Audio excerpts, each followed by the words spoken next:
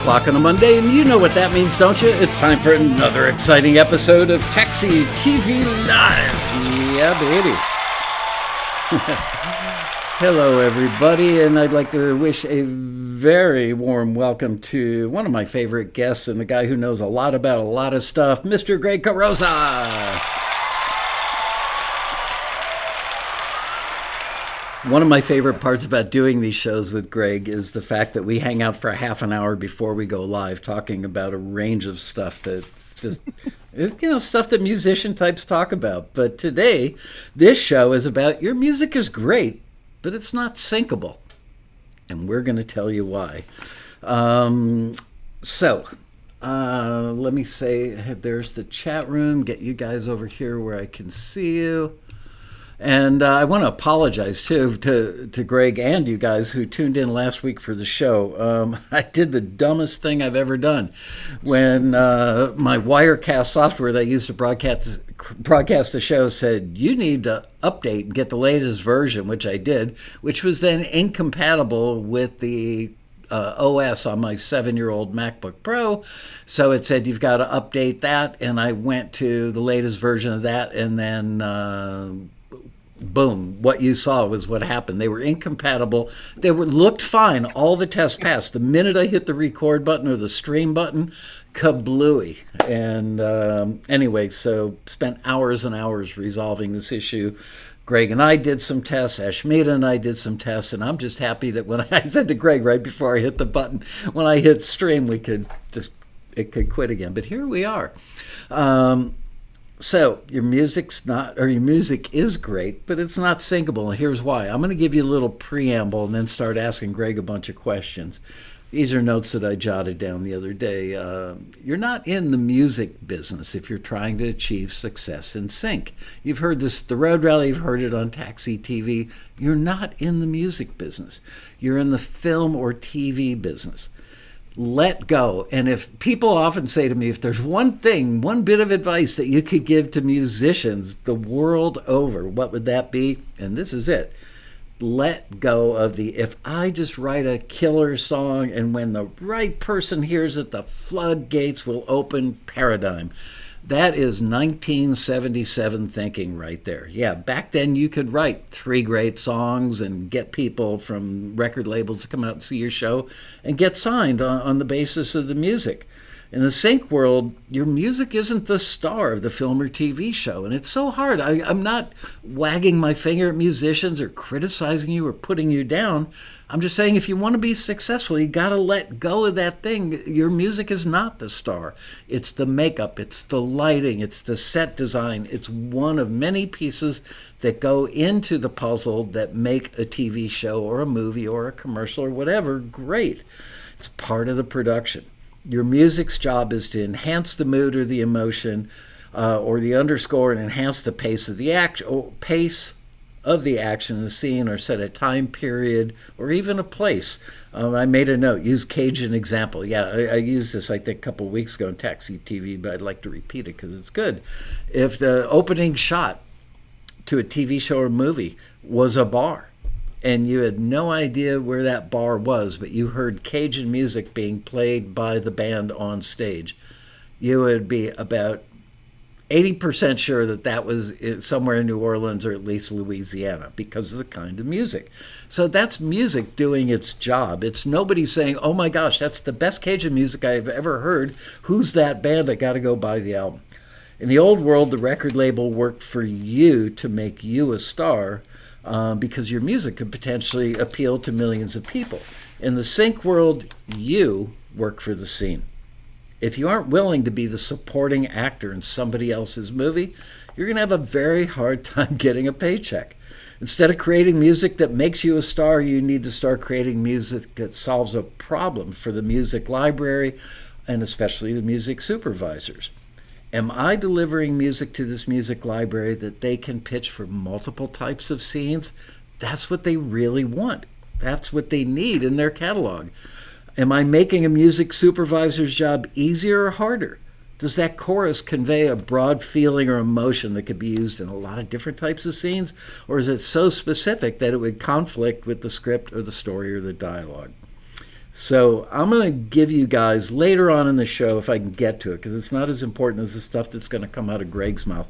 But I actually went and looked at a whole bunch of movies and TV shows, and I looked for commonality in types of scenes.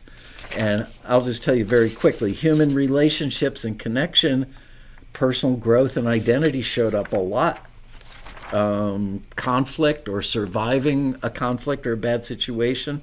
So those are themes. And if you think about it, you can write music that works with those themes. But if we have time for that, I'll get into it later. But right now, I want to talk to Greg about things that you did early on that made your music unsinkable, because we do every day at Taxi, we hear great music and it's frequently unsinkable. I think the number one thing was all about the arrangement and the arc of the track. So I think that, I mean, yeah, I think that was probably the overarching, no pun intended, the overarching issue that I had, even in trying different genres. I think maybe I didn't hit the mark on what certain genres sounded like at first when I was less familiar. But the bigger issue was the arc. I mean, and so that really took me some time, especially because when there are, when you listen to the references in the listings, they're not always absolutely hearing that arc at all. You're kind of Right. a lot of it. Sometimes it is actually under the picture, and so that's actually helpful. There's nothing wrong with that, but you don't get what the whole arc really could be. And it could be 13 seconds of something too. Yeah, You don't get to hear exactly. the whole song, so you've got no chance of hearing that arc. That's a Right. good So observation. you kind of get, you of course get the vibe, and you understand how the intended use may be, but it's the arc that's important. And so it took me quite a while to really understand what that should be, How and did you what learn makes it? it. Well, I guess it was through a lot of returns and a lot of feedback from Taxi, and also a lot of talking to other people at the rally. It's like Vanderbo and things like that. Understanding it, um, but also listening to you on Taxi TV. I mean, you talk about it all the time, um, and it's just kind of incorporating it into the work. And I didn't really know what that meant, and it was mostly because I would say I was coming from writing songs or working with other songwriters, and so that has a different arrangement. It has a different arc. Songs have a different arc. Commercial songs have a different arc than songs for sync, which we could talk about a little bit. But I would um, love to, actually, because somebody just asked that question okay, in the chat room. So yeah, explain. I mean, developmental arc. I think that's a phrase we actually started using at Taxi before the industry really started saying developmental arc. But hmm explain the difference between an arc you might find writing a song that you're trying to get cut by a major label artist, writing a song that has a developmental arc, which is an arrangement, part of the arrangement, that would be applicable for a film and TV placement, and then go into how that might differ for a TV commercial. okay. Well, I'm gonna go backwards on that list, Okay. because let me start out with, because I'll give it to you in the order that I kind of figured it out. At least I think I have. So when I write an instrumental for a TV cue or an ad, um, this is the plan I came up with, and this is what I try to stick to most of the time. I call it the 3-2-4-1-5 Woo. I'm writing arrangement. that Three down. two. Go ahead. Three, Three, two, two, four, one, four, five. one, five. What the numbers, what they represent is like a level of intensity. So Wow. most of the time, I generally write like an 8-bar section, and I throw the kitchen sink in there. Every idea that I think works with whatever my main theme is, or whatever my main composition is, and then I create the arrangement with those numbers as my guide to intensity. Starting out at the level 3, which is medium, uh, then coming down a little bit to a level 2, then level 4, then break it all the way down to level 1, and then 5 is the big finish.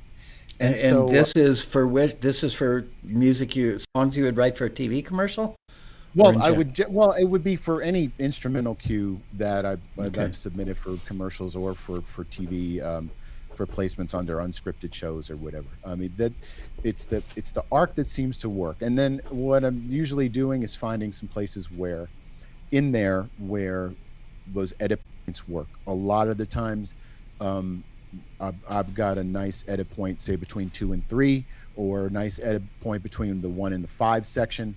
Um, those are probably my go-to spots to put edit points in. Um, and of course, as we've always talked about, is having a little tiny intro before the downbeat, having a written Right. Explain what ending. tiny intro means versus Yeah, intro, because that's yeah. really It important. means generally no more than one measure, Okay. um, and usually less. And it could be a drum fill, and it could be it depends on your genre, but it could be a drum fill, or it could be some leading chord that leads into whatever the chord is of the downbeat, which is going to be the Like tonic this, a if lot I of the may time. play a little Keith LeBrun. Oh, you got it. Perfect. Just that. Boom, bada, boom, boom. That's it, right? That's just 2 beats at that tempo. Yeah, and Yeah. that's perfect. Yeah, and it's exactly it. So that's not in the number thing. That's actually before, that's leading into section 3. Right. Um, but that's the thing. And so then I kind of took that and apply it to songs. So now let's talk about what you said first about commercial songs. Commercial songs, especially in pop, when I say pop, what I let's generally mean popular, of lots of Right. genres. It's the hardest genre to pin down. That's for damn Yeah, sure. yeah. So I don't mean something specific. So you could easily be talking about hip hop or country or other things. So generally, um, the arrangement that you do today is some introduction, a verse, a chorus, a second verse, a second chorus, a bridge, a final chorus. That's a pretty general and very common arrangement. And Right. sometimes you might interject, you might have a little pre-chorus section that you repeat between verse and chorus. And, your bridge might not actually be a differently composed section. It might just be a different version of the verse or the chorus.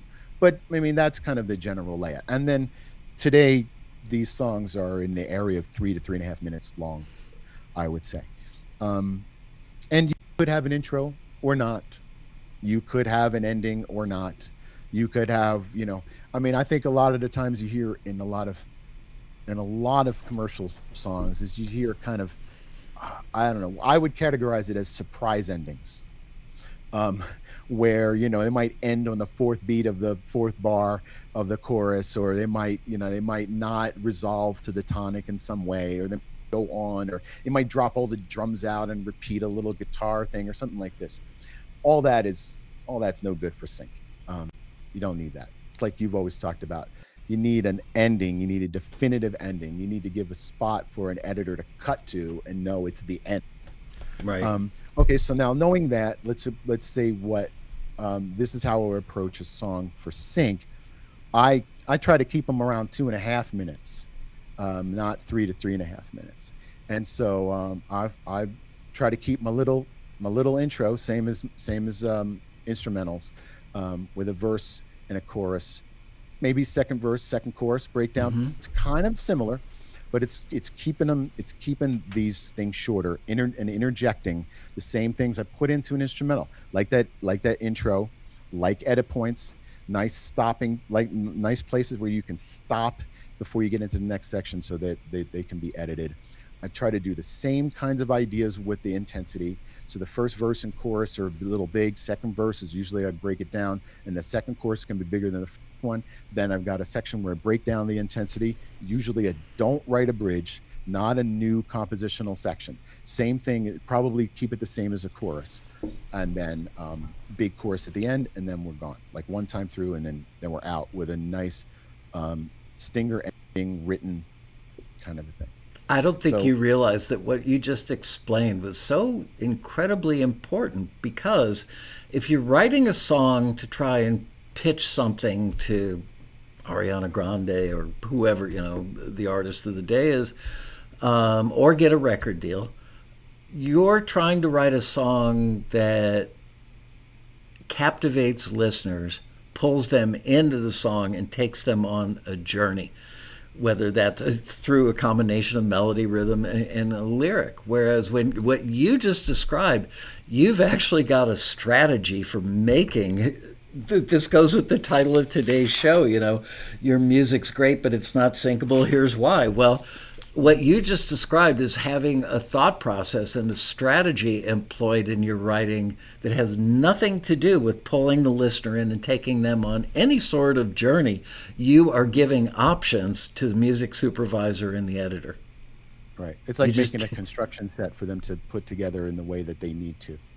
Yeah, so for somebody that really doesn't know anything about sync, they would be fair to ask the question, well, doesn't that ruin your artistry? Don't you feel like you're, prostituting yourself and building this Frankenstein piece of music? Do you feel any lack of? No. Here's the way I look at it very simply. It's just a box I'm operating inside of. That's all. And to be honest, I feel like I get better results when I have some constraints.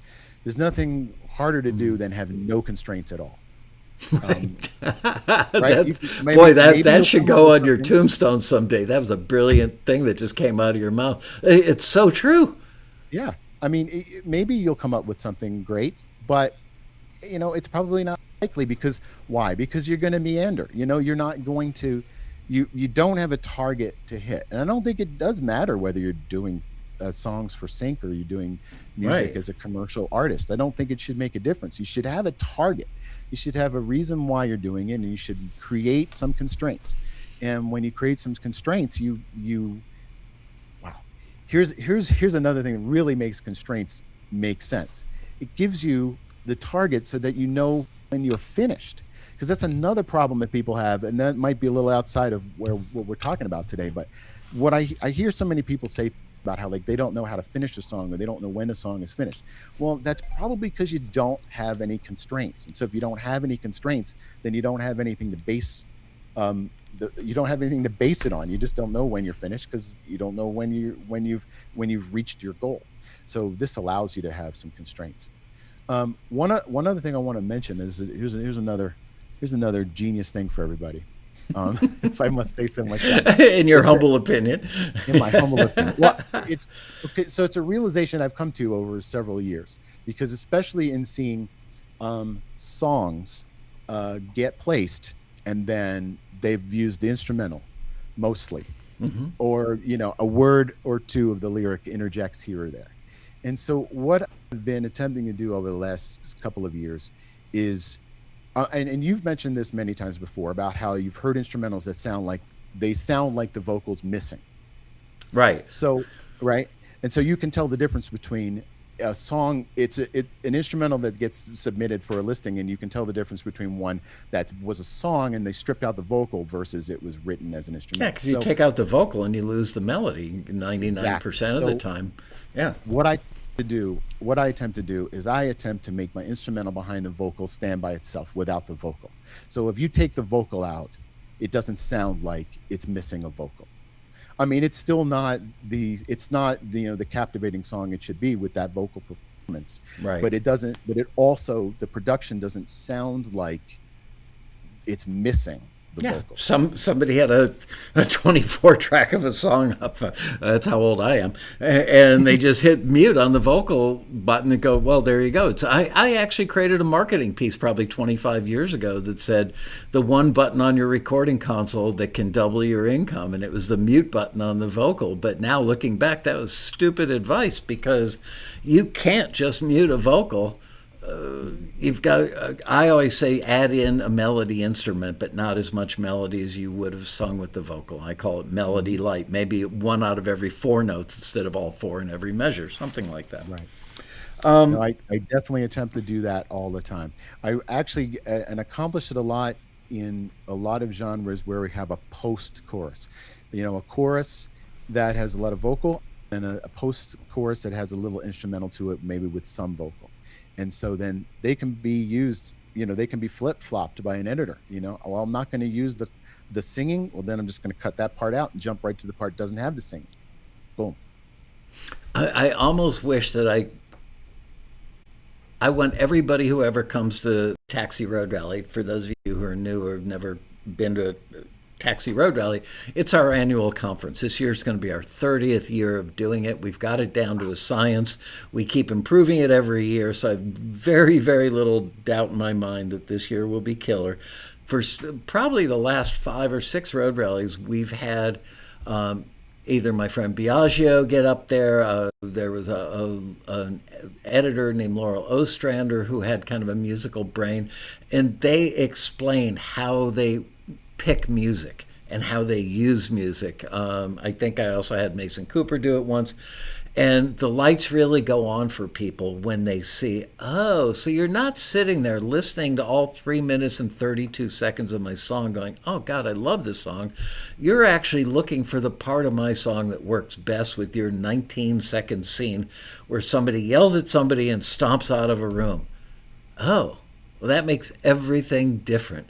And I just hate to repeat the same type of programming at road rallies over and over, but there's always, 50% of the audience every year is going to be new, and I think everybody needs to see that and understand it.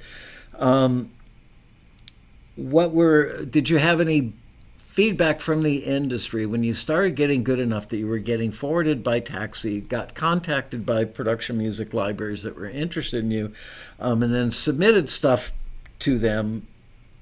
Were there any negative things, like aha moments where you went, oh crap, I can't believe I never thought of that, or I can't believe I was still doing that? What were the big, like, oh my gosh, I'm so happy I learned that now? Well, I guess some of those things might be just really minor details, which is always, I think one thing I didn't used to do that I didn't understand I think, is to listen to my music under dialogue. So many times when we talk about in creating like your final mix, you did listen in different listening environments. You're in your studio, which is perfect or not, whatever the case may be, and listen on your phone or listen in your car, and make little decisions that define the common denominator. But one thing I didn't think of doing, and is extremely important, is to listen to it at very low, very, very low volume and under actual dialogue. Brilliant. To hear what elements of the music you do and do not hear in that situation, because it is going to be the most common way that your music's going to get used. Yeah, your music is not featured. Like I said earlier, it's not the star of the show. So you're right. 95% of the time or greater, it's going to have dialogue or a voiceover or something going on. So Right. if you've got cowbell in there, you're going to hear. Yeah. Right. And so, and it's a win-win situation, actually, because even if your music does get used in a more prominent way, like in an advertisement or in like a montage segment of a film or a TV show where there isn't dialogue, and so your music is at ostensibly full volume, the fact that you listened to it at a low volume and you listened to it under dialogue and you made adjustments based on that isn't going to damage it when it's played back at the full volume. Right. It's only going to make it better. And so when I started to do that, then I would start to hear issues like, well, I've made things that have a lot of high frequencies extremely too loud when you hear them at full volume versus really quiet. Things like hi-hats or hand claps, they would just stand out. They would just jump right out. And they were like, well, I don't even hear the music. All I hear is hand claps and hi-hats. So I kind of learned to duck some of that down. And I got some of that as feedback from some libraries as well. So it kind of helped me to get that, idea of listening really quietly and listening with dialogue on top. I have a very, very close friend named Rob Shirelli, for people who don't know him from coming to the Road Rally. We've known each other for more than 40 years. We're like family, and he's got 6 Grammys. He mixes major artists all the time, produces stuff. And I'm amazed because I actually engineered stuff for him when he was like probably around 20 years old. And now here we are as adults, and he's just killing it out there, has been for decades now. He mixes at such a low volume that I just couldn't work that way. I was the guy that if I didn't feel the kick drum in my chest, I wasn't happy. But when I listen to the records that he does, I'm in love with his work. I'm so proud of his mixes just reek of quality, and yet he does it at low volume because he trained himself early to listen at a low volume so he wouldn't damage his ears, and he got that result that you found, that if you take that stuff you've mixed at a low volume and you bring up things like a lead guitar or a cowbell, whatever, anything with a lot of top end on or very percussive, that when you do get it louder, it's like daggers flying at your ears. Yep. Absolutely. And you know what? I'll tell you one more thing when it really comes to negative stuff that I did early on. I'm not the youngest Taxi member, so I was absolutely not immune to the sounding dated issue that so many people are plagued by. You know, we all going to have a tendency to sound like the music that we liked when we were 12 or 13. Or 20, so, whatever music was the soundtrack of your youth. Yep, it sticks with you. Yeah, it sticks with you, and it informs everything you do. And that's not necessarily bad, but you definitely have to resist. You have to resist sounding like it, and even more importantly, you have to resist holding on to the opinion that it's the best music there is, because it isn't. Because the person who comes along from 10 years later thinks what they think is best, and the truth is it's all at its place. You've got to be able to be more objective about it and realize how subjective you're being, and get yourself out of that mindset. The question you should be asking, or thought you should be having, should be, are there a gazillion ways this song could be used, or this instrumental could be used in a sync situation, versus this is the best song ever? That's that absolute dichotomy I talked about at the top of the show, that people are stuck in the, I just wrote a freaking killer song. Whereas every library owner, every editor, every executive producer, and every director of a film would much rather have you something that is usable, has utility. That a library's perspective would be, could this be licensed for a young budding love scene? Could it also be licensed for somebody that is really happy to be going home after coming back from a war, let's say? That it's got multiple places where it's very and instantly easy to imagine that it could be used. That is a hit in the sync world, versus, oh my God, I love that freaking song.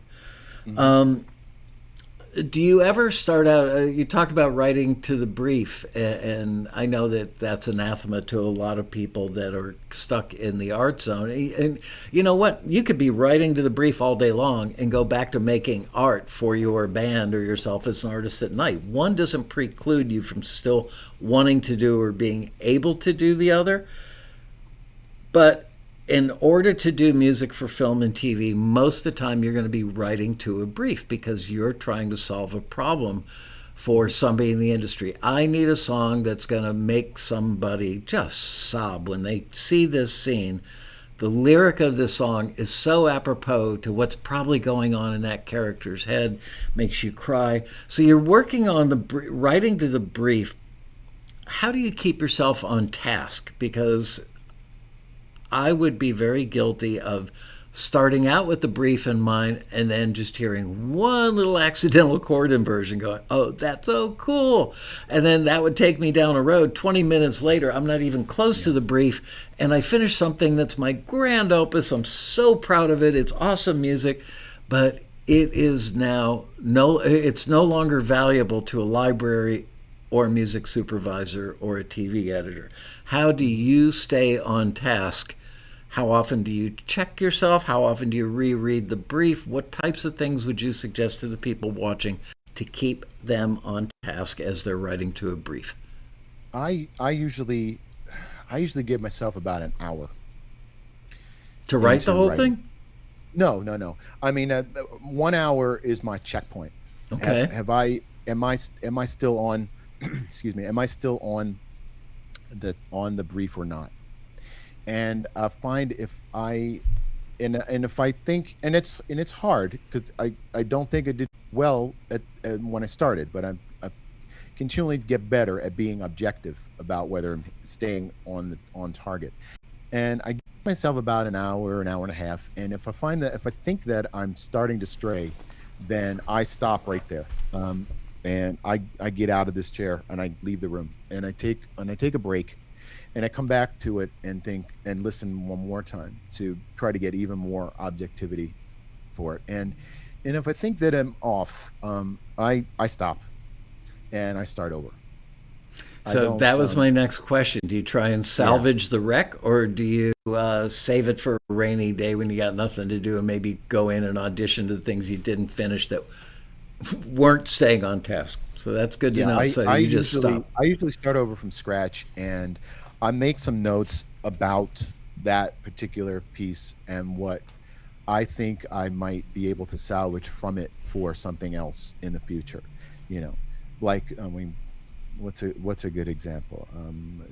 Maybe I was working on something that's supposed to be a pop track, and then I wound up getting to the point where it was really sounding more like a house beat. Um, so I would just make some notes and say this is a good house beat.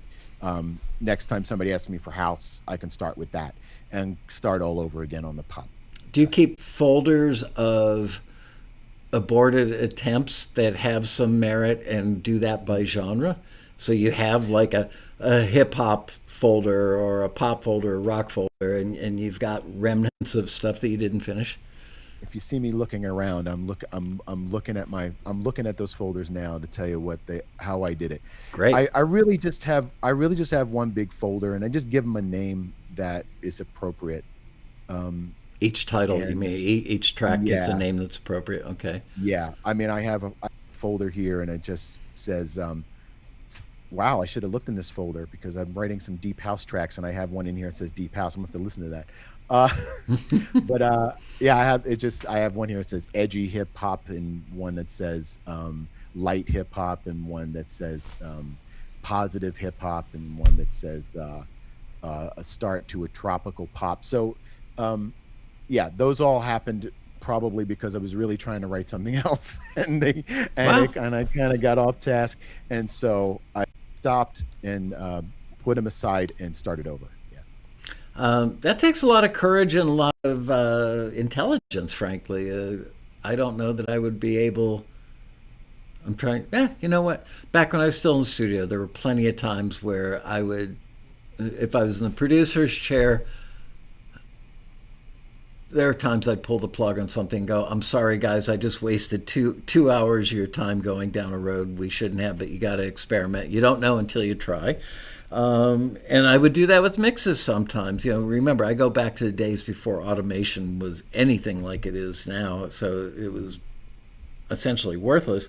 But there were plenty of times where I'd be mixing a song and be 2 hours into the mix, and I had to work so hard to find something salvageable in it that I would just shove all the faders back down to the bottom and literally clear the console and go to another song or start over on that one, because you do have to know when to walk away, because salvaging anything is generally a fool's errand. No, I get you, and and it's I'm not. I don't mean to minimalize it because it is minimize it. Sorry, that's the correct word. Um, it's easier to do if I'm working on something 100% myself. Um, when I'm working on a collaboration with others, it gets much more difficult because now I've got to talk a bunch of people into we're going to throw this away and start again, and that's harder Oof. to do. And so then when you put in a bunch of effort, um, there's a theory about sunk costs. You kind of feel like, well, I've already put in all this effort, so it must have value, and so therefore I should keep going down this path. It's salvageable because I've already put in so much effort. And so when you get to that point, it's hard, but you got to try to stay objective. And so I try to stay objective by just making a hard stop, taking a break, Yeah. and coming back to it. I want to go down a list that you sent me. We've covered some of these already, but let's do kind of a lightning round where we just give a sentence or two in response to each of them. I asked you, I'm sure that rookie Taxi members you meet at the Road Rally or on Taxi's forum must hit you up to listen to their music. Are there common mistakes that you frequently see, and if so, what are they? And I wrote lightning round. So, okay, intro too long was one of the things. Is that let's do these by percentages. Let's say if you were to listen to 100 things during the course of the Road Rally from people who were just getting started and didn't know what we try to teach here on TAXITV, what percentage of them have intros that are too long? Yeah, half easily. Okay. That's a high one. So that goes way back to the days of when you wrote a commercial song and you had a big intro, so the on-air personality could talk over it before the vocal came in. Gave them time to do the local ad or talk about what was coming up next. But win tickets to the Greg Carrozza band concert Saturday night at right. Rusty's Rib Ranch. Oh my God, that's awesome. Rusty's Rib Ranch. So yeah, but that is totally not what we need in a sync instrumental or song. You need, I think, when it comes to instrumentals, it's like that little drum fill, a little thing before you get to the beginning of your theme. And if your song has vocals, I wouldn't do more than 2 to 4 bars of intro and get to the vocal right away. And intro serves no purpose. Depends on the tempo, but in time, right? That's the bottom line. It really doesn't serve very much purpose. And so in time, I would get to it in less than 10 seconds. Get to the singing. Yeah, absolutely. Because especially for an editor. Mm-hmm. And get to the chorus with like 30 seconds. Yep. Get there in 30 seconds. Because they won't get to the rest of it. If they don't hear the red meat pretty quickly, they're not going to listen to all 2 minutes and 12 seconds of it or whatever. No. All right. The next thing, getting ahead of myself because I see that might be on the list a little later, but yeah. The next thing you wrote was a non-written ending, and I've got to say I've never seen anybody call it that. But you're talking about a buttoned ending or a stinger ending. Yeah. What percentage of the newbie material that you listen to at any year at the Road Rally or in total had fades? I don't. I maybe heard a few, not too many though. I think that's the one. I think that's the thing you are getting across to people is don't do a fade. People ask all the time what the difference between a sting ending or a stinger ending and a button or buttoned ending is. I've got my own definition, but I want to hear yours because yours may be a little different. I just think a button ending, I guess I would say you just stopped and you stopped in a musical way, like you hit the downbeat of the final, and went back to the tonic, probably. Yeah, and you just stop, boom, done. A stinger ending I would say is more of it's being more emphatic about that stop. So writing something that's a little bit extra leading up to that final stop, and even going beyond that final stop to create something that might be even more emphatic. So if your ending was if you're ending, oh gosh, it's hard. It's a little bit hard to demonstrate right here, but but if you were going 4 bars and then you were ending on da da da da da bum, that's the end. Yeah. Well, what if you wrote bum bum ba bum bum? Right. So two more beats of some other rhythm, and then that is it's more emphatic. It's much more identifiable. You can slice it off and just use it. It has nothing to do with the rest of the song. It gives you a lot more opportunities to go to use than to just stop. You really do think strategically. I'm so happy that you've learned that and you're passing that along to people, because you just said, giving them more to work with. I define it as a button ending as a period, and a stinger is an exclamation point. And I like the fact that you suggested adding that other little thing, because it adds gravitas to the exclamation point. It adds a second exclamation point. Right, exactly. Yeah, 2 or 3 maybe. Yeah. So I try hard, by your definition, I try hard not to just do a button ending. Yeah. I mean, you would have. Sometimes I fail. Sometimes it's like, I tried like 3 or 4 different things and they all kind of sound stupid. And so I think just stopping is going to do it. And so I do that. So the genre dictates that too. I'm not done until I do it. But I mean, if you're doing, a string quartet, chances are it's going to be a button ending. It's probably not going to be a big crescendo and leading up to an exclamation point. But for a rock thing, it might. I think it's very genre and context contingent. You'll know it's right when you hear it in context of what you're working on. Right. Here's something I do a lot with those kind of things. So just so I test them out. So I don't know if other DAWs have this type of a feature. They probably do, which you can probably accomplish it a lot of ways. I use Logic, and Logic has a feature where it's got a time bar where you can loop a section, where you could use that same time bar to skip a section. So what I do is I when I feel like I'm done and I've written my stinger ending, I pick random spots in the song and jump to the end and see what that sounds like. And does it sound okay, or does it sound really stupid? And if it sounds really stupid, then I work on it a little bit more. I kind of try to figure out ways to make sure that that's, because that's what's going to happen to your music after an editor gets it. They are going to pick a random time, because this is how long the scene is or what have you, and they're going to jump to that ending. So you want it, and they are not going to make sure it's musical. You got to make sure it's musical. So you want to make sure that makes sense. Try and imagine, like you said earlier about ending on the tonic. Like ending on the tonic is almost certainly got to be the one way you can make sure it's musical, regardless of where you jump from to that spot. So that's a great way to do it. So think, going back to thinking strategically while you're writing or composing, always imagine that, first of all, be aware that nobody is going to listen to your thing from top to the bottom, or they're not going to use the whole thing from top to bottom. That's an extremely rare circumstance. Cocktail jazz piano in the back of a restaurant scene could go 3 minutes. Most of the time you're looking at a 12-minute place or a 12-second placement or a 41-second placement.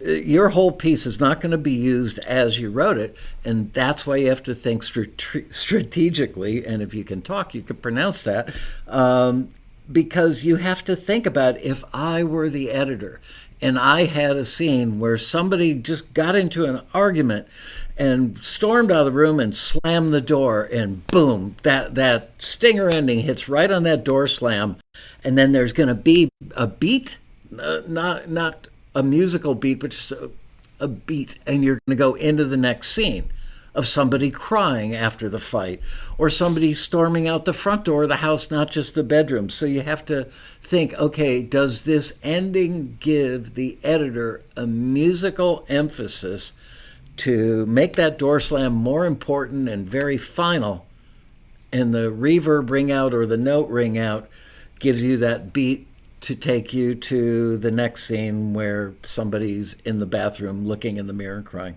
You have to think like they think. Absolutely. Wow. Oh, I got one more mixed thing to tell you about that. Real quick. Yeah. I learned this based on the example I just said. If you've got a lot of like delays and repeats on things, instruments, vocals, whatever throughout your track, they gotta all stop by that final downbeat. Do not have the last downbeat hit and then have delays of anything come after it.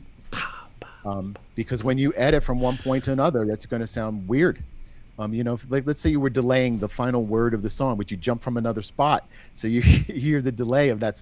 Don't do that. not do it. And don't, oh gosh, I can't think of the word. What do you do when you halfway through the song, you go up an octave? Um, Oh, you mean if you change the key, modulate? Modulate, thank you. Yeah. Um, Oh yeah, never do that. Modulations never work because they might want to cut, and their scene might tell them they need a really sotto voce beginning, but then in the end, 13 seconds later, they need a big ending with three exclamation points because just that's the way the scene works and that's what they need. But if it's in one key in the beginning and another key at the end, you can't cut those two things Can't do it. together without it just sounding stupid. So there you go. So show my age here. You're not Barry Manilow. No modulation. I think he's actually going out on tour. Well, you've seen him at the Road Rally. Another very, very close friend of mine is a guy named Michael Lloyd that I used to just idolize as a producer when I was 19 or 20, starting out in the business. Never dreamed in a million years that he'd be in my circle of, certainly in LA, one of my three closest friends in Los Angeles. And he still works with Barry on the regular. And Barry's very private. So there are session things that I know that I can't ever talk about, certainly not in public like this. But I got to say, I don't know how old Barry is, but he's getting up there. But that guy, still a perfectionist and really knows what he's doing. And anybody that can have a career like that, make the money, the fame, everything, and still do it for the love of the music at that age and still be really good at it. Not some old dude, coming into the studio in a walker and people like, oh, sit down over here, Mr. Manilow. Okay, it's time to sing now. It's like he's still in control of the music. Yay, Barry Manilow. Yes, Okay, we already talked about developmental arc. That was on your list of the lightning round. It's not going fast as lightning. no. Non-defined genre. This one is huge. Greg, I'm Yeah. so glad you put this on the list. Non-defined genre. Yeah, I hear a lot of that at the rally. When they do like the one-to-one mentoring sessions, and I'm like, and it's hard it's hard feedback to give to someone else. Like this is really good. I like it. I would listen to it. I don't know what it is. Well, I've And invented a new genre. Why do I have to fit yeah, into a box? yeah. You don't, but that's not going to be for sync. I mean, that's all. If it's a new genre and it's really interesting, that's great, but it's not really going to be for sync because we're we're we're getting our music to. The bottom line is we're getting our music to non-musicians for them to use it in a production, and they don't know musical terms, they don't know musical genres, they just know that it's got this vibe, that this is the vibe they're going for. It sounds like something else that they wanted, and so that's what we're looking for. So just because something's really good and engaging and maybe different does not mean it's, in fact, it probably means it's definitely not usable in sync because of the Where would the music. catalog owner, where would the music library owner, what genre would they put it under? Right. So if you can't put it in a genre, and most searches are done by genre, an editor, 11 o'clock at night sitting at his computer editing, and he's got to have this stuff done before sunrise because the show's going to ship by 5 p.m. the next day. He's under a lot of time pressure. He's not going to listen to, there are libraries out there with 100,000, 200,000 tracks. Most, I would say, have between 2,500 and 5,000-ish for a lot of the smaller independent libraries. Nobody's going to listen past 20. They're not going to sit there. Their job is not to sit there and go through everything in the catalog. So how do they search? They search by, well, let's see, we're in a bar in New Orleans. I need to go to the Cajun genre. That's the music that would be in the scene. And if your music has the instruments that might be found in Cajun music, but doesn't sound, you've departed so dramatically from typical Cajun music, and the library owner can't put it under Cajun, your music is not going to end up in that scene. So I'm so glad you said that, because I think that's the rabbit hole exemplified. People may start out with a target, and they get halfway down that rabbit hole and it no longer has a genre and an identity. And then people fall into the, I don't want to say second coming of Christ. That may offend people. Um, and you notice I laugh when I talk about offending people. That's weird. But no, what I'm saying is that people that go down a rabbit hole and end up with something that's undefinable or ill-defined will say, I've invented a new genre. As if, well, the Beatles were new, which they really weren't that new. But, that's what's wrong with the music industry. They don't want to hear anything new. Well, in the sync industry, they're not looking for new and they're not looking for hits. They're looking for Cajun music for a scene that takes place in New Orleans. So give them a genre. And if you're really smart, I would be searching to find out what are the most frequently used genres, because if they're in your comfort zone and you can make them prodigiously and effectively, wow, that's great. You're making music in a genre that gets used a lot. That increases your chances of getting more placements, which obviously ups your income. We touched on this before. If there's anything you want to add, please do. If not, we can move on. But you talked about one of your lightning round things was having parts that draw attention away from the picture, like solos or just being plain too busy. Oh no, you froze. Oh no, he's frozen. There you are. You're back. Oh, we're back? Okay. Yeah. Wow. I didn't even have to yell clear or go poof. you just froze for a second, then you came back. Here, I'm going to pull up the screen so I can watch to see if your signal is getting wonky. All right. Anyway, did you... Super pixelated? It looks pretty pixelated to me right now. No, it's not pixelated so much on this end. Okay, good. Anyway, what were we talking about? We were talking about, here, I'm pulling up another screen. Yeah, I've got all green bars on you, so you should be good. And plenty of bars over here. Man, got more bars here than 6th Avenue in Austin. God, I made a joke on the fly and it actually landed. That might be a first. Everybody make sure to enshrine this episode later for that moment. Having parts that draw attention away from picture, like solos, are being plain too busy. Is that something you'd like to elaborate on? Yeah, you've talked about that many times. And, that is also something that people would tend to do. They want to just show that they have some kind of prowess and they're on their instrument or something like that. And there's just no room for that. I would say that's definitely moving down the list of music that I hear from people. They're getting that message. I think they're getting that message.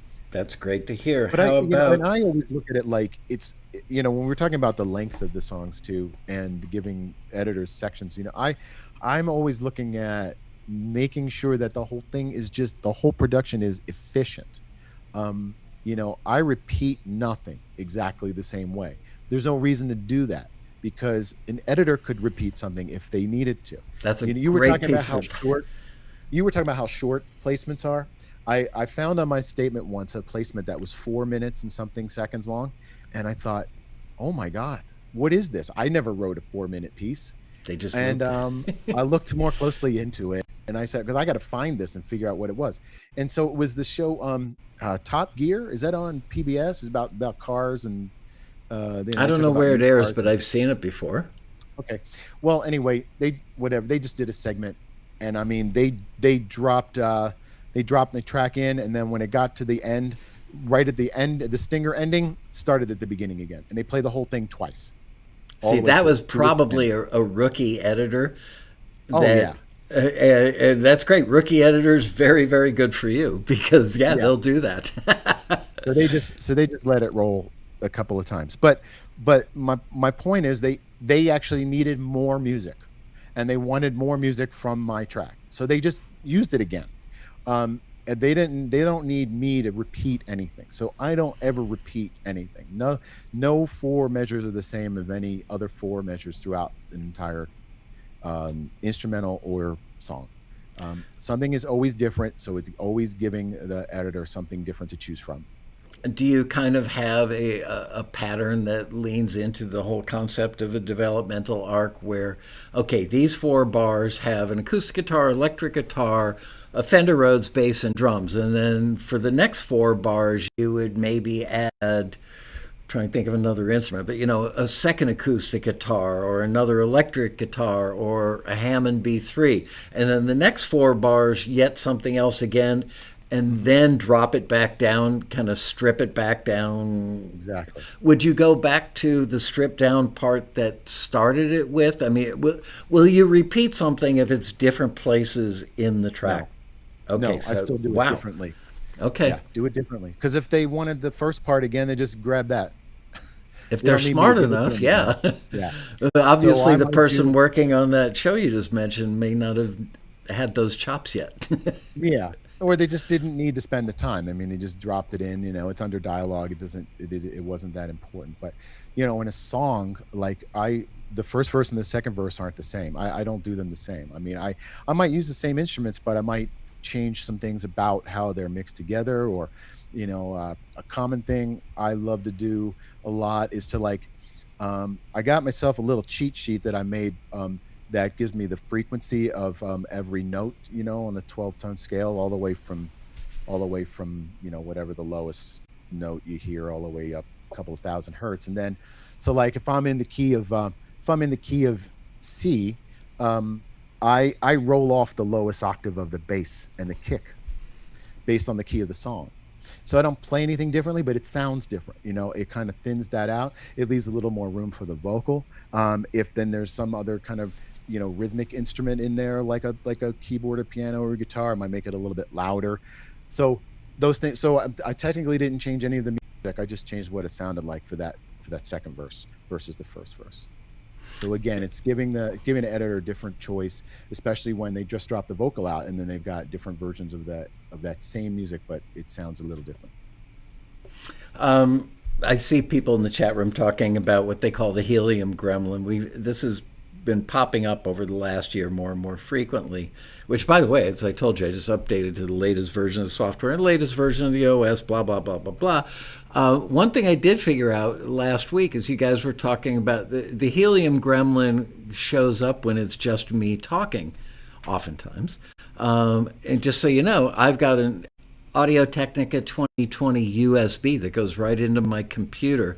And the only thing it touches on its way to you guys is the Wirecast software.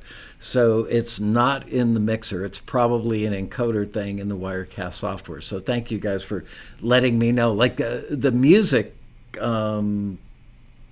yeah, I don't want to spend any more time on that. I don't want to start because I know everybody in the chat room will be offering up technical advice, and the show shouldn't go that way. Okay, other things that you mentioned, the lightning round of things that you commonly hear or see or find while listening to inexperienced newer members at the Road Rally. No defined mood. Wow. So that's huge. Important in genre. Again, you could listen to a piece and it sounds great and it's engaging, but how does it make the listener feel? And if you can't really say how it makes them feel, then how is it going to go with picture? Because that is what its intention is with picture. It's meant to enhance a feeling that we're trying to get across to the viewer. So should they be feeling sad? Should they be feeling happy? Should they be feeling nervous? Should they be feeling anxious? Should they, and I don't need to list every mood, but I mean, that's the point. So if you're not getting that immediately, then it's just not going to work. And even worse, if you've had different moods in the same piece, that's really bad. That's a kiss of death right there. So yeah. I've got a pretty profound question. I'm not so sure I've ever asked this before in any episode. 15 years of doing TAXITV, by the way. I don't think I've ever asked this. How does one learn how to write mood and emotion? Are there websites? Are there textbooks? Are there tutorials that teach you? If you're looking for sad, these keys. If you're looking for happy, these keys. Obviously major and minor, but that's as far as my brain goes. How do you learn to write mood and emotion? So, well, we all know that D minor is the saddest of all keys. I'm sorry, that's a joke from Spinal Tap. I guess you haven't seen that, but No, I actually I've seen it like 3 times, and I'm sitting okay. there going, "That sounds really familiar." Yeah, yeah, yeah. Let's see. He wrote the song in D minor because it's the saddest of all keys. Um, yeah. Okay. So, joking aside, that was a joke that didn't land. Anyway, um, I don't know. I guess I have been able to do it from a lot of listening. Just a lot of listening and a lot of analysis, listening to what's happening and how it makes you feel. If you like listening to a tension instrumental and like just take a reference from a listing, what's going on there that makes you feel tense. Well, a lot of it is that there's a driving pulse. That's probably the most prominent thing that's in that kind of attention thing. What makes you feel tense? A driving pulse. Bump, bump, bump, bump, bump, bump, bump, bump, bump, bump. And what makes it tense is that it doesn't.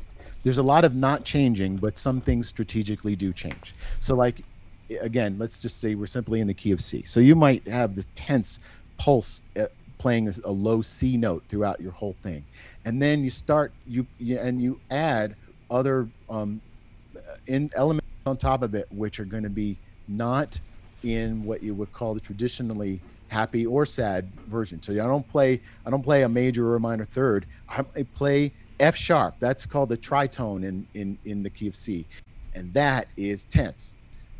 So and playing with little half step movements that makes for a little bit of comedy or dramedy. So and so those are those kind of things, and I kind of learned that just from listening. Like you said, major keys are happy and minor keys are sad. But you do have to get beyond that and understand some of the other types of compositional things to do to evoke other moods. But like I said, I get it. I've luckily been able to get it all from listening. I'm sure there are videos on YouTube that you could seek out and get some information from. That's so important. You talked about, I think before you mentioned changing moods within the piece. And we talked about changing the key as well, modulating. Yeah, which is also on your list. But changing moods, it's people try to write a grand opus, like somebody's writing a symphony where it is telling a story with music, no lyrics. And they will try and take you on this journey of it starts out trepidatious, then it becomes a little introspective, then it becomes revelatory, then it becomes happy, and then it becomes boisterous, and then finally just glad that I'm alive in the world. And it takes you through this journey. You can't use those 5 emotions in one scene. So you were right on the money when you said changing moods within the piece. Are there any tips that you can give our viewers on how to stick with the mood that you're supposed to be writing with today? I think it's the same as when we talked earlier about being, hitting the genre or just staying on whatever my target is. Yeah. I just put in checkpoints for myself to stop and reevaluate where I am, and say, well, have I changed the mood? And if I have, how did I do it? And how did I change it and undo that, and move and then go back. I wouldn't say that, unlike what we were talking about earlier, if I've actually feel like I've changed the mood, I don't feel that that's unsalvageable. It's usually, I've just added something that's just not like the right instrument, or, not playing the right kind of thing. And I've changed the mood, Okay. So usually I find that to be salvageable, but it comes down to just stopping and taking a break and being objective. Other things that we could talk about that rookie members might not know yet, that could, going back to the title, is like, what makes your music unsyncable? Dated sounds. We hear that a lot. Libraries get better and better every year. The sounds become more realistic all the time. And then you hear people, we heard one the other day. It was as incredibly good, if I remember, it's like an anthemic sports instrumental, like a victorious sounding thing. And then all of a sudden, just one instrument, instantly popped out, and we all looked at each other in the room and went, how did he or she not notice that this is like anybody would know? You don't have to be a producer, you don't have to be an engineer, you don't have to be a fellow taxi member. Your next door neighbor who knows very little about music might go, that doesn't fit. It's like Sesame Street. Which of these things don't go together? So, what's your advice as far as not having dated sounds show up in your music? Again, it comes down to listening. I try to listen, very closely to the the, the references for listings and what sounds are being used and what sounds are not being used, and trying not to, go back to that sunk cost thing. Just because I spent $500 on, all these sounds doesn't make them the right sounds, and different sounds are right different genres and wrong for other ones. And sometimes it's not even just sounds. It can also be the composition. You know, Right. A 70s melody sounds like the 70s.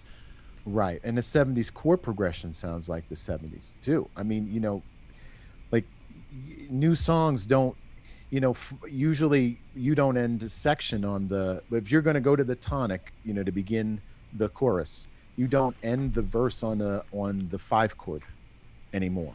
I mean, that sounds old Yeah. and hackneyed. End on the end 4 chord. That's what we do now.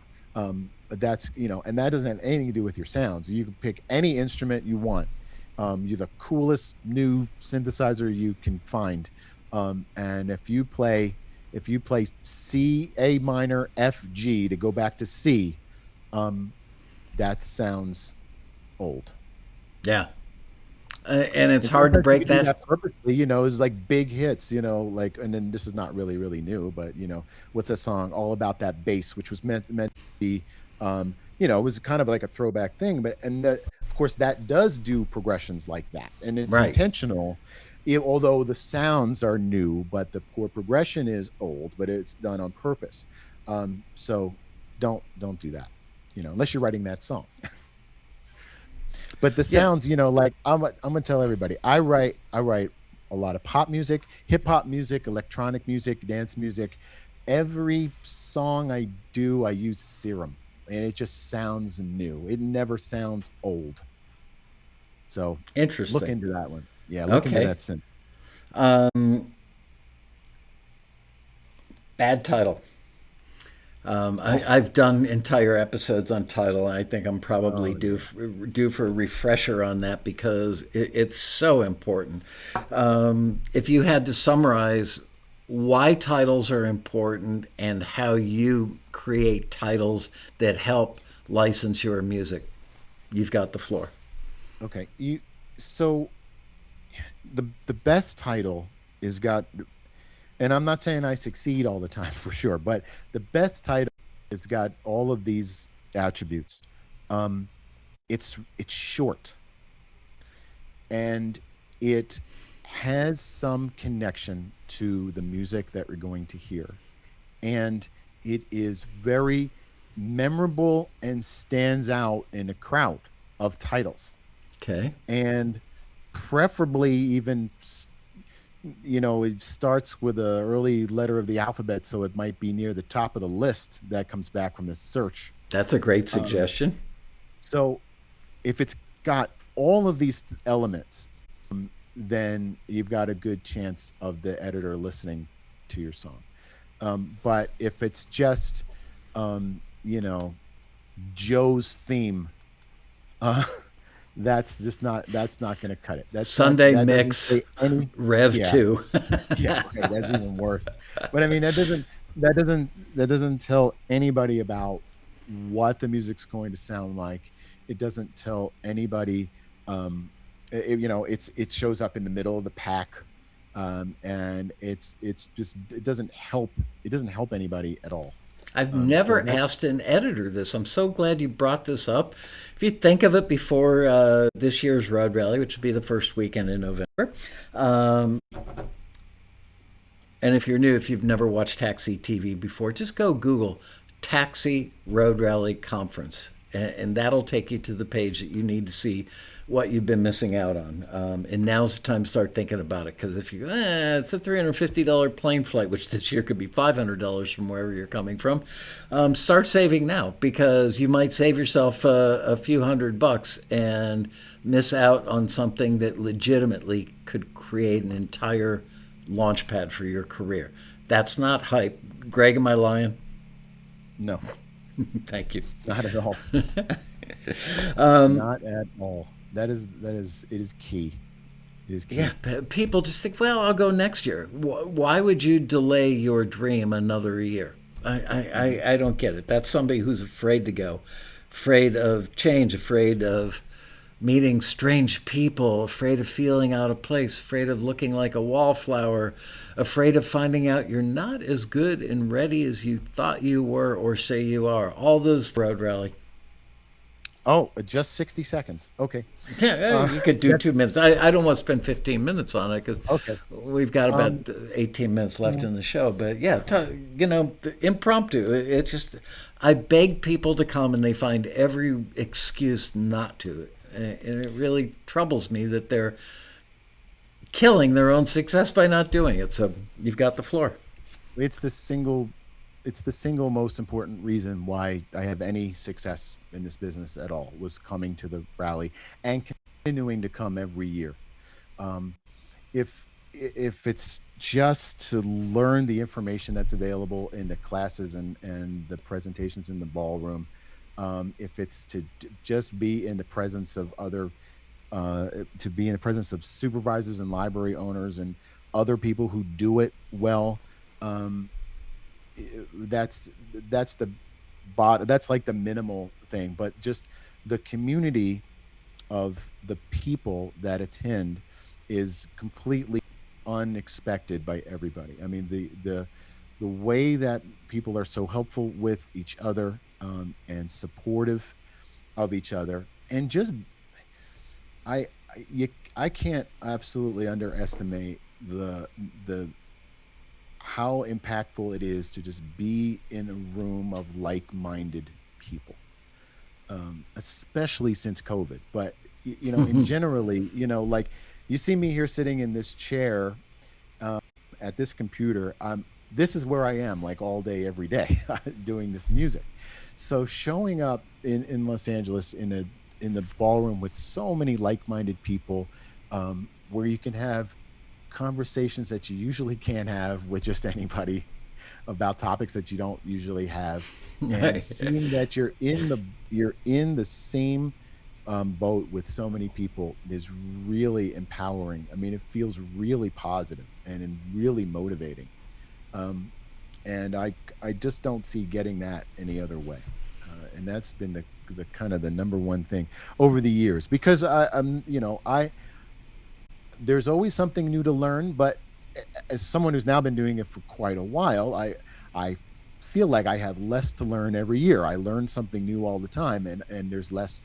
And so just the feeling that I get from being with everybody else is just, it's enormous. And it can't be underestimated, its impact. That's a challenge for me. I'm really happy that you said there's less to learn every year, because, yeah, it's cumulative learning. And at some point, you're pretty close to the top of the totem pole. You'll never be at the top, but pretty darn close to the top is good. It's great, actually. And then you start giving back. And that is that beauty of the road rally that you're describing. Because people hear this and go, kumbaya, brother, a bunch of people hanging out, like-minded musicians, great. Let's hang out, smoke some weed, drink a beer. But in truth, it is the fact that you get to a point where you've learned so much that you become a font of information and the spirit of generosity amongst all these people, because they're so grateful that the experienced Greg Carrozza took them under their wing 5 years ago, and now they take other people under their wing because they've got it to give back. So it is kind of the self-perpetuating cycle of life, where those who learned are now the teachers. And who better to teach you than somebody that is doing what you want to do and has become accomplished at it? So thank you for bringing that up. Absolutely. That is a great part for me personally too. I mean, it is very gratifying to be able to give back what the small amount of learning that I've done. I feel great about it. I'm not the most successful member, and I'm pretty sure I won't be, but that doesn't matter. I've learned so much. I've made so many great friends, and I it's such a awesome experience to be there, and to talk to people and try to help them the best I can. And now you teach a class. I've had you on panels several times at the rally. You are a mentor at the mentor luncheons. Oh, the one-to-one mentor sessions. I own the company. I put on the previous 29 road rallies. I literally know this company better than I know myself and its members and the mindset, all of it. This is my life. I'm amazed, with all that said, the number of deals that are starting to happen every year in bigger and bigger numbers at the one-to-one mentor sessions, because Greg Carrozza, who 8 years ago was still finding his feet and learning at the Road Rally, has now learned so much, and there's so much for him to pass along. He's now a mentor, and you hear somebody who's coming to you in their 15-minute session to go, "What do you think? Am I close? Am I ready? Am I nailing it?" And you go, "You're almost there, but I love what you're doing. I would love to co-write with you, collaborate with you." And now that person who's just finding his or her feet is riding into several libraries and other relationships and other collabs and the whole ecosystem that is Taxi, because they got 15 minutes with you in the one-to-one mentor session. Yeah. Where do you get that? Talking me up. I'm gonna be in the first 5 minutes. Every slot's gonna be taken. Well, anybody who took one of your slots would be really lucky to have you, I'm sure. Yeah, I mean, that's true though. I definitely have. I mean, obviously I'm just a composer. I'm not a library owner or anything, but I definitely have put some people in touch with libraries that I'm signed with as well, because I thought their music was good enough and would be able, would fit in there. So I don't know what's come after that, but I can make an introduction. So there's nothing wrong with that. I see somebody named God Made Drums. It says, "I have friends in Palm Springs. I'll be commuting." I want you to let go of that idea of commuting. You don't want to drive to the Road Rally every day and then go home to anywhere, even if it's a free place to stay. First of all, Palm Springs is a couple solid hours at least. And staying at the hotel. Don't try and get a cheap Airbnb or a cheaper hotel down the block. You want to be at the hotel, because it's those moments where you just saw somebody on a panel and now by sheer luck you're going up in the same elevator with them. That's how relationships starts. In the morning when you're waiting for the elevator so you can go down and grab your coffee before the first session, you get in the elevator and there's 7 other people that are all Taxi members and they're talking about something. You become part of their group. You literally miss out on 30% of the value of being there by not sleeping there. Spend a couple $100 extra bucks. I am fiscally not tightwad, but I'm careful with my money. I really am. I buy things that I've wanted for a very long time and research the hell out of them. I rarely buy anything on impulse. And I'm all about teaching my now adult daughters, start saving $100 a month when you're 18 years old. Do that for the rest of your life. You'll have 1.8 million by the time you're 65 years old. Blah, blah, blah. That's the way I live my life. I would counter everything I just said by saying, spend your last dime to come to the Road Rally if you really want to be in the music industry.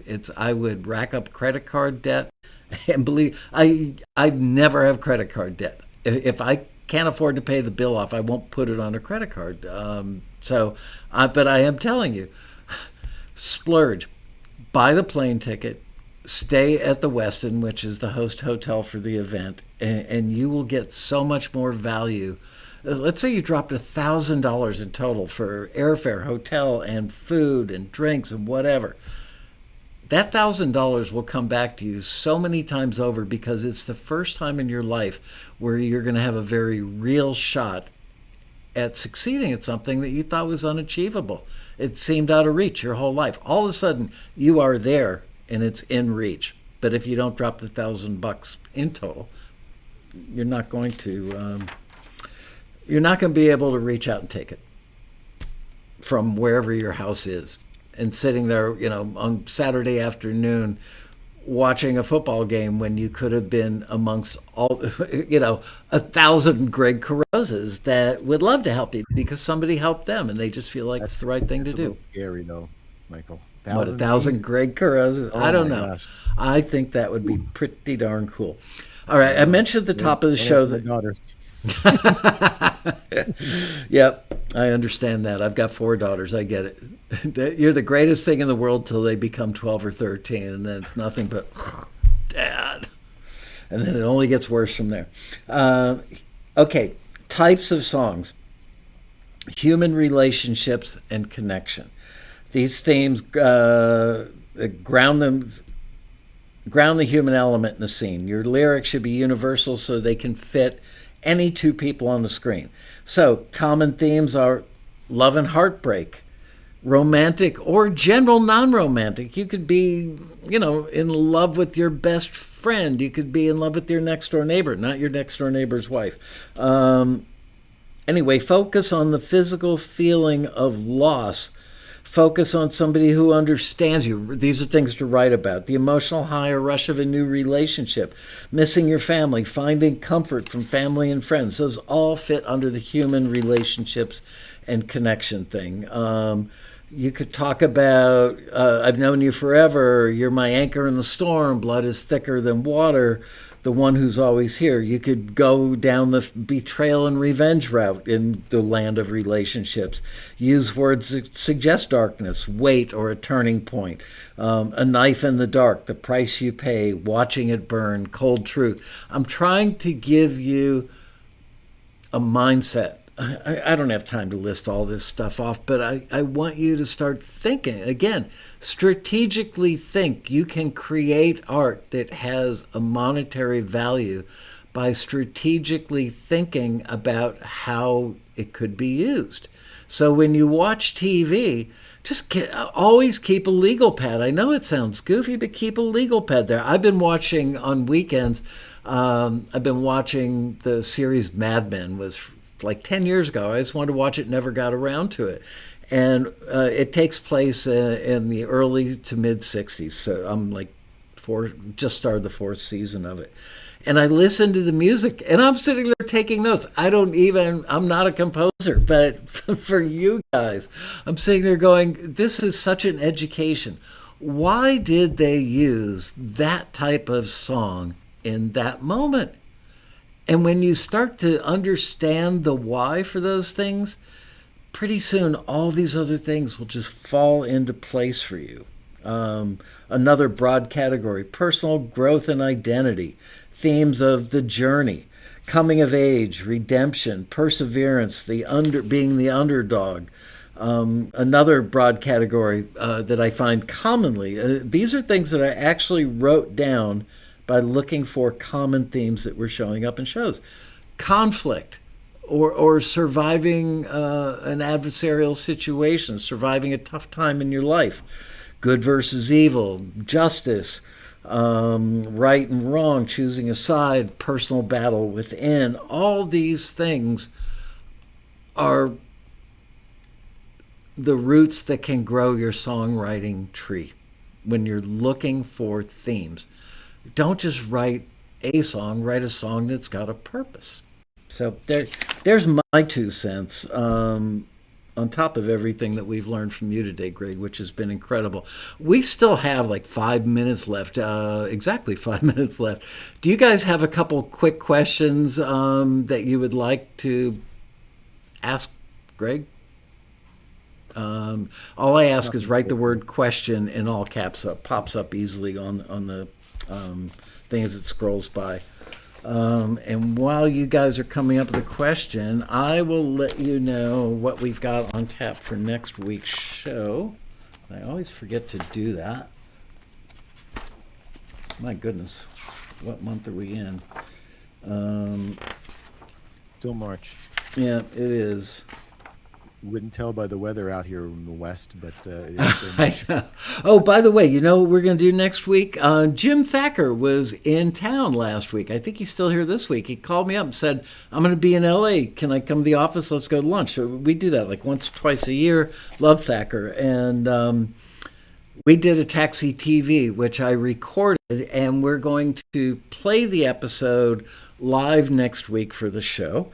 And with any luck, if his schedule lines up, Jim and I will be in the chat room or maybe come on live on camera at the end to answer questions. Okay, question for Greg. Where to go? I just saw one. What are the most frequently used genres in sync for songs? For songs. Well, I guess I can only speak to my own experience. So I can't say I know in general. I do a lot of pop and pop adjacent styles especially when it comes to songs and songs for and indie pop for advertisements and things like this. So I do okay with that. So that's what I would say. I'm not your singer-songwriter type, which we also learned at this past rally that's not even a genre, right? According to Robin Frederick. Uh, so, but it's not that I've done things that are like folky, indie folk, and more kind of epic things. But I get the most out of pop songs. And you're a keyboard player. That's your instrument of choice, right? Primarily, yep. Yeah. Yeah, I mean, if you want to find out not just from Greg's perspective or any particular person's perspective, you can Google that. But when I want to be an F1 race car driver, but I don't watch F1 races. Well, damn it, if you want to do music for film and television, watch a lot of TV and keep a legal pad on your lap or an iPad or something, because everything you need to know is right in front of you. It's staring you in the face. You will find out what the most common genres are because you will hear them more frequently than other genres. You'll find out how long intros should be because you'll see that they're really short. Somebody asked that question, by the way. I think it was Andre said, Andre Stepanian asked the question, do short intros apply to songs and instrumentals in pretty much all genres? Mm-hmm. Yeah. Okay. I mean, I think the difference is that I think is that in an instrumental, when you do like a 2-beat drum fill, like say Keith's in your theme song, and then that leads directly into the main theme, your middle of the road intensity section. In a song, you may have a little bit more time to state a little bit more music before the vocal comes in. But for what purpose? Well, kind of it sets the mood before the vocal comes in. That is usable at times. I mean, introductions are literally that. They introduce the feeling that you're about to have, so you know what's coming next. So most of the time, I usually don't go right into a vocal. I mean, it depends, because sometimes going right into it actually does set the mood, and then that works. But a little bit of an intro works because it is setting the mood, and it is giving an editor the ability to go from one piece to the next. That because that's always, I said earlier, maybe a little facetiously, that they're not musical, but I think they try to be as musical as they can. So giving them a little something that lets them go from one piece to another, then that's a positive thing, but not so much that we don't actually get to your song. Yeah, I mean, people put on their artist brain or artist hat they literally think people are sitting down to listen to this and enjoy it. Andre made me think of this because he can play many styles of acoustic guitar, electric as well, obviously, but like flamenco, let's say, or any form of fingerpick guitar. If I were going to submit a flamenco piece, I would start it with a flourish that lasts that long. You instantly know what it's going to be, and you've got some sort of intro, but you're not sitting there playing something that's going to set the mood and draw you in to listen to the rest. It's yeah, whatever. Okay, I'm going to take a couple more questions. We're only 54 seconds over, and I don't think the questions are running out yet. I'm not going anywhere. We're good. Okay, thank you. Do you work on one piece of music at a time, or do you have multiple projects going at once? The answer is yes. A-hole. So that was not a great answer. But no, in truth, yes. I've got multiple projects going at once. I use some project management software to keep track of what I'm doing, and wow. I'm looking at right now. I have 52 songs on at some stage. Most of them I haven't done them yet. They're in a queue waiting for me to get started. So that being said, and these are all requested by libraries that you've met either through being forwarded by Taxi or meeting a collaborator at Taxi's conference, the Road Rally, first week in November. Yes. And so you've got 50 pieces of music that people are asking you directly to finish. Yes. That's why you go to the Road Rally. Yeah. And so, but that being said, I usually try when I finally get to start on a piece, I finish it before I work on something else. Wow. Yeah. And that's admirable. Most of the time, I feel like if you just went to the red zone. I've got one red bar, and you're freezing up a little bit, but it'll be short. Huh. Wonder what happened there. Okay. Okay, we're back in the green. Sorry. You're back. Okay. Funky. I was just going to say that I've learned that from me personally, if I don't finish it, then I don't finish it. I move on to something else, and then I'm not being very efficient with my time. So I try to finish things as soon as I start them. I try to finish them as soon as I can. I've experimented with when I've taken on like a whole album project, like 10 or 12 tracks at a time. I have experimented with like just writing for the 8-bar theme that's going to be the key to that track, and then stopping and writing the next one and writing the next one, and then going back to the beginning and expand on it. And sometimes that works out a little bit better as far as the total time I spend, and sometimes it doesn't. So I usually still stick to just one at a time. So that means you've got like a half a year's worth of work sitting there on that list if nothing else came in. Well, I don't know. How long does it take you to do an average song, and how long does it take you to do an average instrumental cue? It could be something with only 3 instruments that could take you an hour or two, I would guess, or it could be an orchestral thing that could take you a week. So take that into consideration, audience. But yeah, average for song, average for instrumental. There's definitely a range, but I've been keeping track of that over the last couple of years, and so I spend about 5 hours on an instrumental track in total, and I spend about 10 hours on a vocal song. Wow, that's pretty quick for a vocal song. And that includes everything from concept to laying down the basic to overdubs, editing it, rethinking it, fixing it, mixing it, and then probably putting it through some sort of minor I can't believe it. Mastering, just basic overall mastering to make sure the level is copacetic and it's got a right amount of bottom and top on it. All right, whole process. What about, does that also include alt mixes or stemming it out? No. No, I would say it doesn't, because that varies a lot, and that's the thing I've talked about before. I usually don't do any of that until I know from the library or the publisher exactly what they want me to deliver. So sometimes when I'm writing a song and it's just for pitching and I don't know where it's going to be signed, then I don't know what alternate things they need, and so I don't do any of it until I find out. So that would probably be another hour at some point, or so, to create those things. Well, this has been great.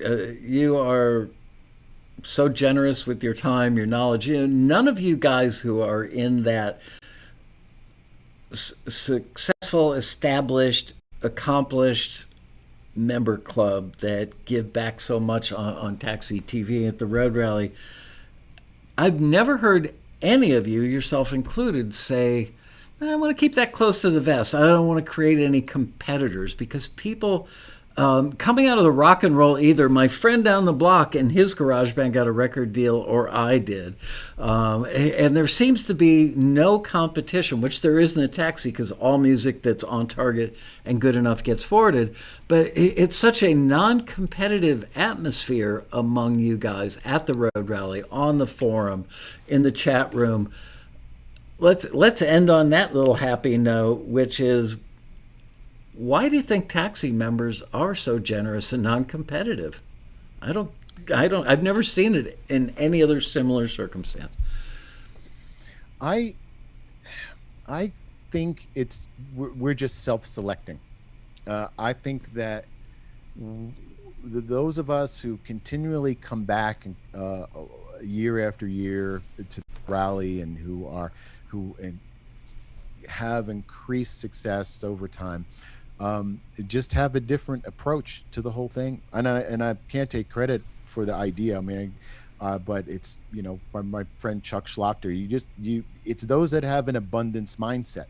If you feel inside, the key difference is this: I don't feel like the last song I wrote was the greatest. I feel like the next song I'm going to write is the greatest. Ooh. And that is the fundamental difference.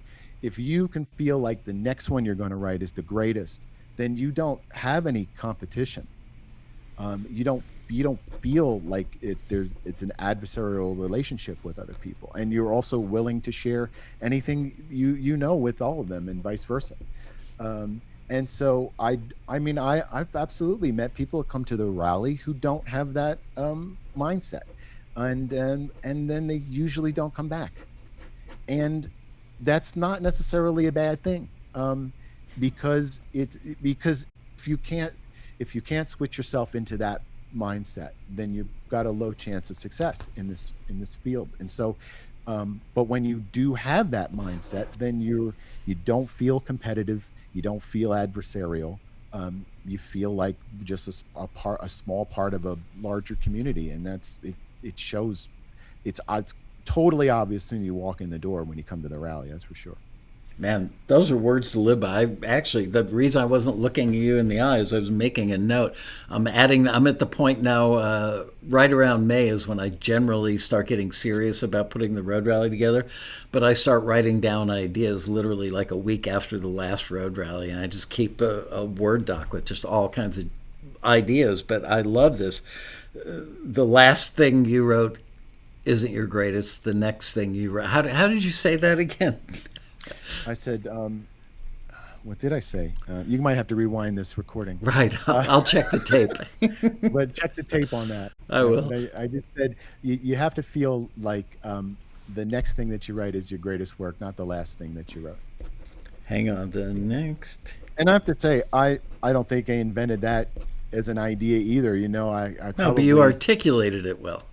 Maybe. I mean, I probably got that, and I was just name dropping here. I probably got that from talking to James Koshin, who also, is the generous epitome of that. Yeah, and the epitome of that mindset as well. Yeah.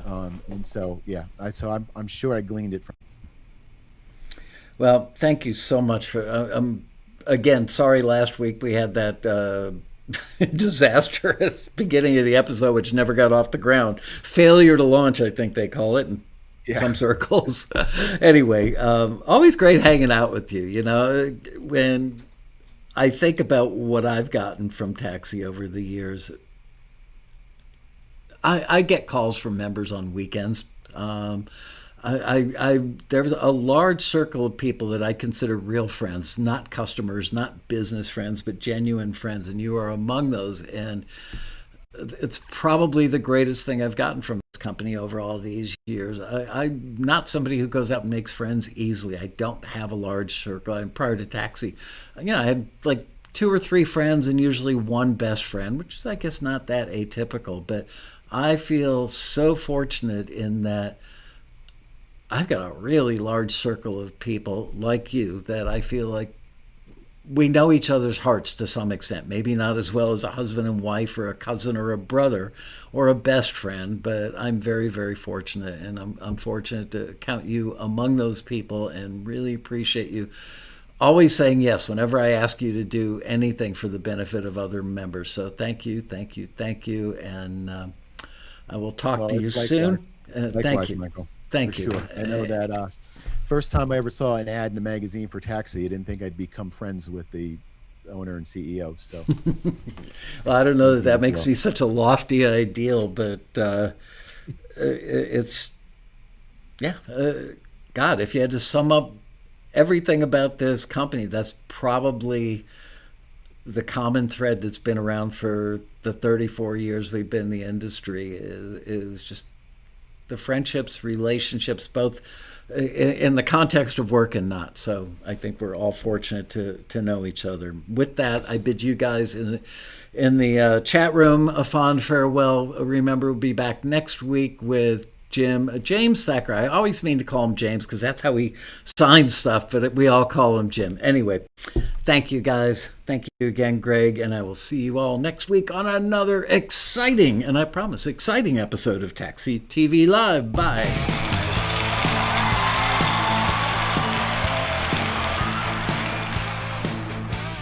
Keith LeBrant playing us out. Not a stinger ending.